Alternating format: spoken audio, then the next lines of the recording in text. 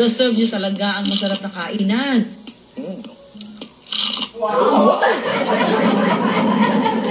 Talaga nga naman pag may tiyaga sa paghahanap at paghahalukay. May masarap na alupihang dagat na malalantakan.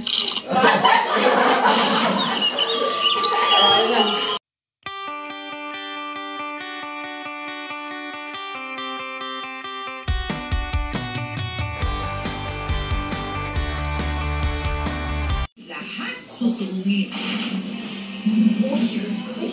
Halukay dito, halukay roon, pati putik susungin. Dami yung tuwa niya. Medyo mahirap talaga yung pagkuha ng tuway kasi napaputik at saka pag-akap mo taga-tulog talaga yung putik. Diyan lang, marami lokal sa atin yun. Mabibigay yan. Ano ba? Diyan lang, marami lokal. Pati gubat, halukayin. Mahirap na. Dito ka sa bangko. Dito. Ganyan. Lokal yan ba? I see. Mga isdaan, lulusungin. Kami kaya na kumikilapin. Ito, nanguhuli ako ng isda, oh. Yan, oh, tilapia. Yan, pwede na kasing kainin yan, eh. Kaya hindi ko na. Kaya pala nakadaan ako dito. Pag bibili ka ng isda, yung bagong huli, sariwa, di ba? Masarap lutuin yan. Ganun talaga. Yan, legit. Naku, alam mo ba talaga dami natin mga pagkain na bago mo kainin, kailangan halukayin mo, kukuhanin mo sa ilalim ng lupa, sa ilalim ng tubig, ganyan. Alam mo ba, bukod dito sa tilapia, pwede ka makakuha dito sa ng alupihang dagat.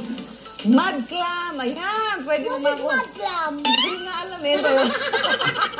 Pwede na yung maliliit na. Shell. Oo, maliliit na shell. Oh. Ikaw, ano alam mo ba? Ang alam ko po kasi nilalukay na pagkain, mga ube, mga kamote, di ba? Talagang halukay ube. Ang susunod nating hahalukayin, ilalim ng dagat.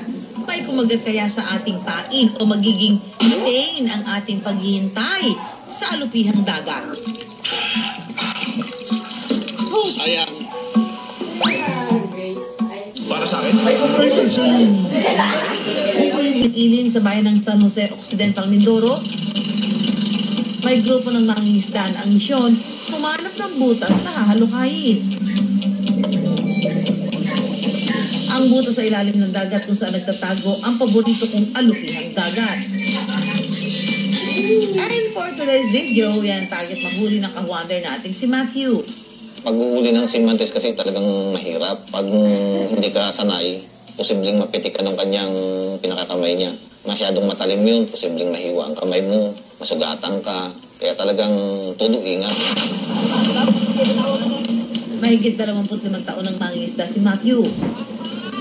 Pangingisda na raw ang bumubuhay sa kanyang pamilya. Pag medyo magandang kita, nagtatabi agad kami ng asawa ko ng pera para kasi nag-aaral na rin yung dalawa kong anak. Yung isa ngayon ay graduating ng college. Yung isa naman ay grade 7. Samahan niyo kami mga kawanyan.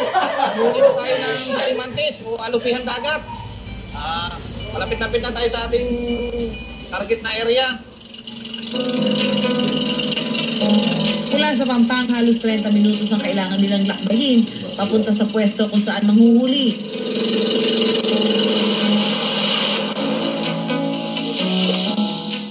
Nang makarating sa pwesto, inihanda na ng grupo ni Matthew ang kanilang mga gagamitin. Ang kahoy at isda na magsisilbing pain. Pag yan hinila ng mantis, igas yan. Mahuhuli natin yung mantis. Papasok natin siya dito sa loob. At plastic bottle na siyang paglalagyan nila ng nahuling alupihang dagat. Start na tayo maghanap ng butas. Yan ang mahirap dyan, maghanap ng butas. Ang una muna raw nilang ginagawa, sinisipat ang mga butas kung saan nakatira ang alupihang dagat.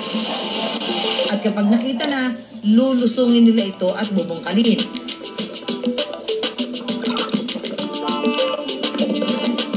Para ilagay ang kahoy na pamain.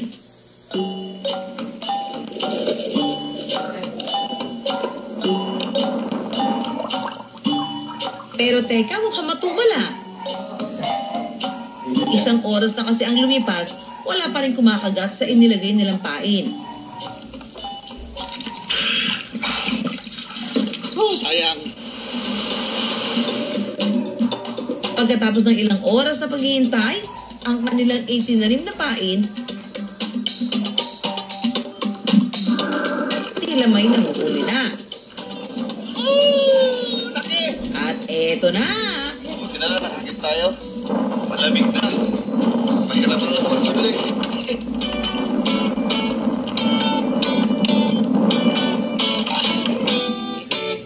Matagal-tagal lang talagang mag-abang. Talagang hindi biro ang panghuhuli ng ganito. Sana madagdagan pa para mas marami tayong matikman. Para solve ang tanghalian natin. One down, more to go.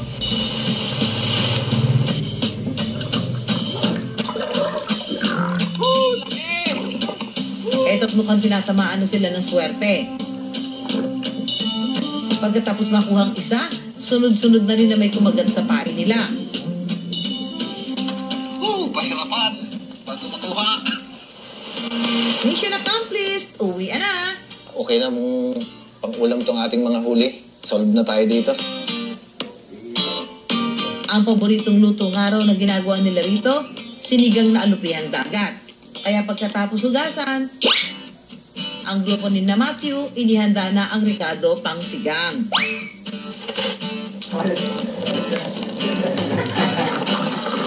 Fresh na fresh talaga ang alupihang dagat. Gumagalaw-galaw pa. Talagang saktong-sakto ang mainit na sabaw mula sa maghapong pagbababad sa laot. Yun o. Sali na natin para tayo makakain na. Tara, kain na tayo.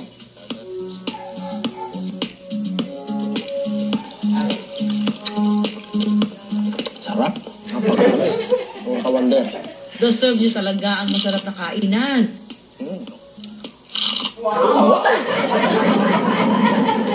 Talaga nga naman pag may tiyaga sa paghahanap at paghahaluhay. May masarap na alupihang dagat na malalantakan. Sa isang kagubatan sa Quezon, mayroon daw nagtatampo. Yun. Malaki.